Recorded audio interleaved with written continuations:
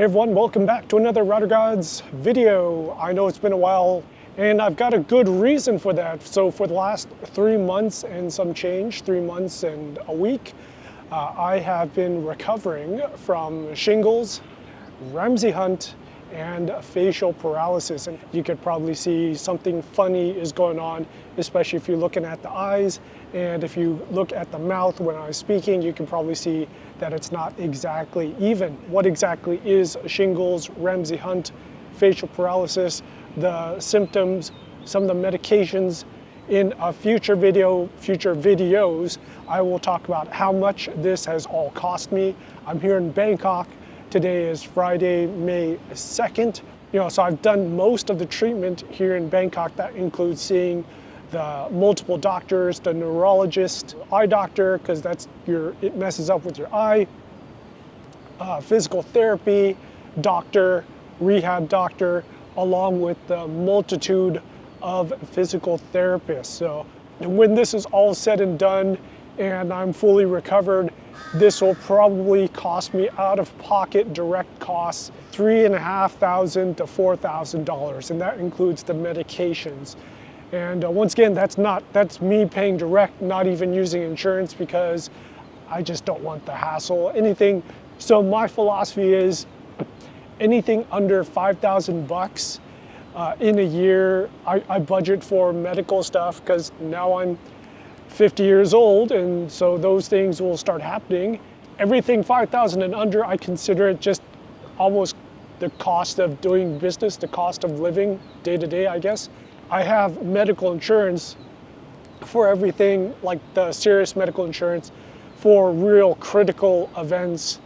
And I went to the most expensive hospital, which is Bumrungrad.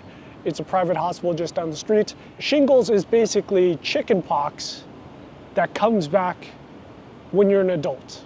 Everyone, when you're a kid, you get chicken pox, and you scratch a little bit, you get blisters, and most people never think about chicken pox ever again. Chicken pox, the virus, stays in your system. And when you're an adult, it can come back. And when it comes back, that's known as shingles. Now, you can get shingles anywhere on your body. In my case, I got it in the face, which is like the most dangerous version that you can get. Because when you get it in the face, it can turn into what's called Ramsay-Hunt Syndrome.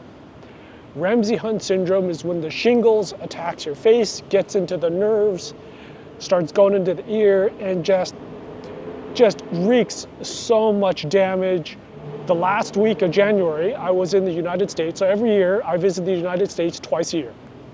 On the last week of my trip, January 2025, 3 months ago, I was in a hotel waiting to go to the airport to fly back, San Francisco airport.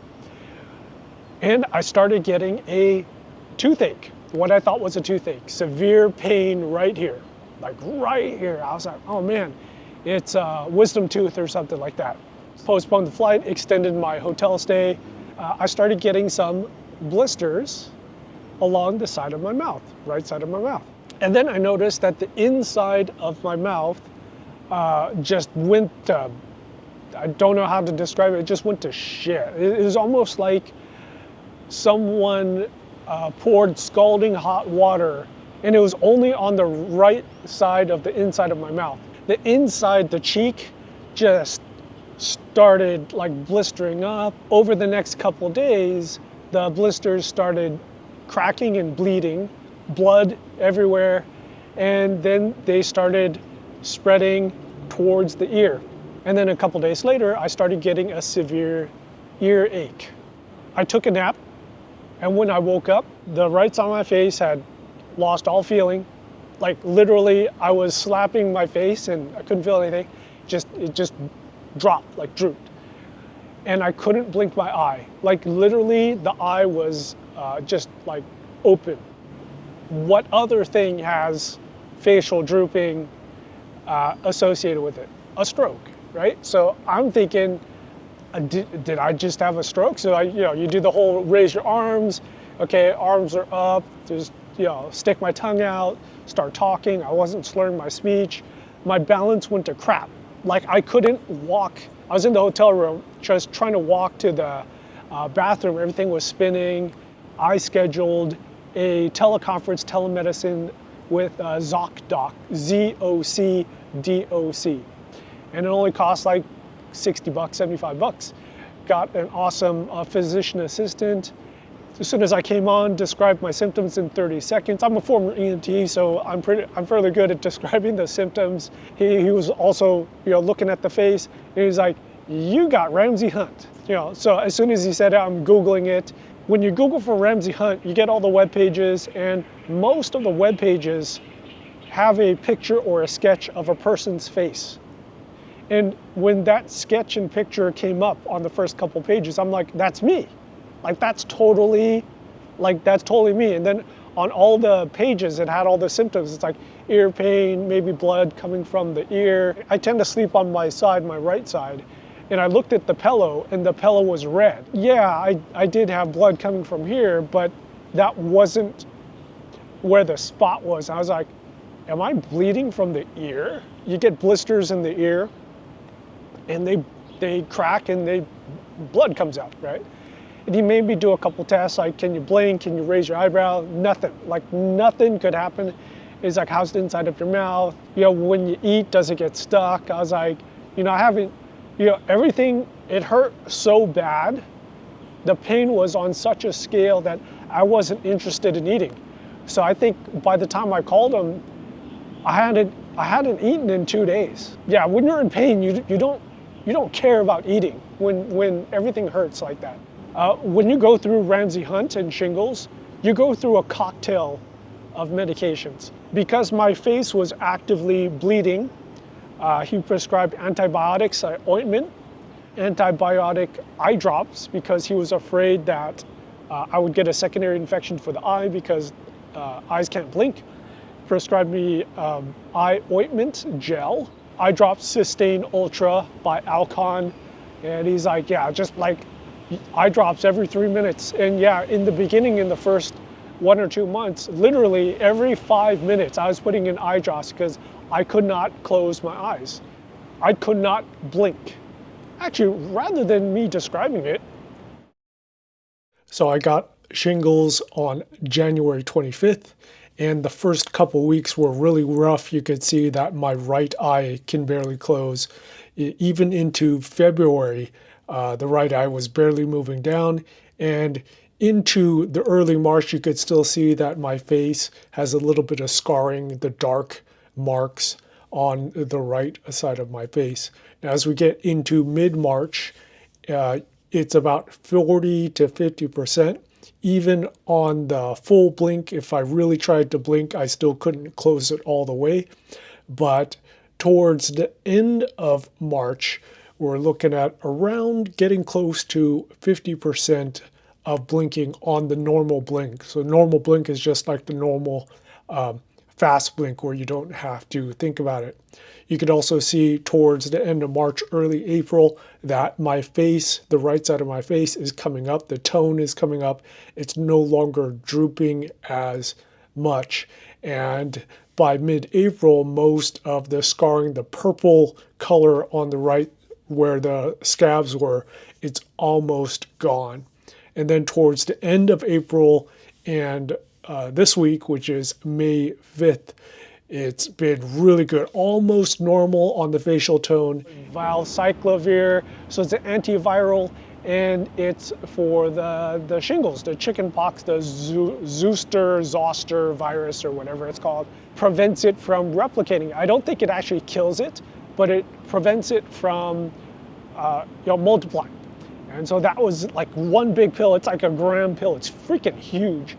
He also prescribed anti-nausea, because you're taking so many that it's easy to throw up. The nuclear med was corticosteroids. So because your nerves are getting eaten by this virus, their nerves are going crazy and they're inflamed. And the pain, the nerve pain during the first 2 months of this, followed the nerve, and it's like someone cranking up the pain meter, going down the neck. It started to hurt. So then it reached like a level 7, and you just stop typing, you stop doing whatever, and you just kind of clench your fists and you just wait it out. I mean, that's all you can do. And then it hits level 10 and you're just like, this sucks. Because the pain is so bad, it caused all the muscles to just clamp down. Like everything just clamped down in unison, because the nerves and your muscles just go, F this sucks, right? So just a kuh. Because the muscles are clamped shut, they're forcing tears, they're squeezing the tears out. And then it lasts for about 2 to 3 minutes, and then it slowly goes away, like the pain meter goes down. And then when it's done, you're just sitting there going, holy crap, like that was insane. So there's actually 2 medications, Prednisone, or Prednisolone. They're very related medications, and it's a corticosteroid, and it calms everything down, so you don't get that spike in pain.